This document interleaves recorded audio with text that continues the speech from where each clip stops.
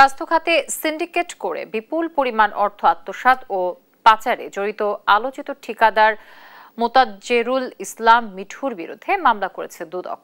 বুধবার বিকেলে নিয়মিত ব্রিফিংয়ে এ তথ্য জানান দুদক মহাপরিচালক। তার বিরুদ্ধে প্রায় ৭৬ কোটি টাকা অবৈধ সম্পদ অর্জনের প্রমাণ পাওয়ায় তার বিরুদ্ধে মামলা করা হয়। এদিকে ফার্স্ট সিকিউরিটি ইসলামী ব্যাংক থেকে ঋণ জালিয়াতির মাধ্যমে ১৫০ কোটি টাকা ভাগ বাটোয়ারা করে অর্থ আত্মসাতের অভিযোগে শিকদার গ্রুপের ৪ জনের বিরুদ্ধে মামলা করেছে দুদক। এই মামলার অন্যতম আসামি এস আলম গ্রুপের চেয়ারম্যান সাইফুল আলম সহ ২৬ জন। ঋণের নামে ৫/২/২০১৯ তারিখে তুলে নিয়ে ওই একই তারিখে পে অর্ডার করে ন্যাশনাল ব্যাংকের হিসাবে নিয়ে আবার ওই একই তারিখে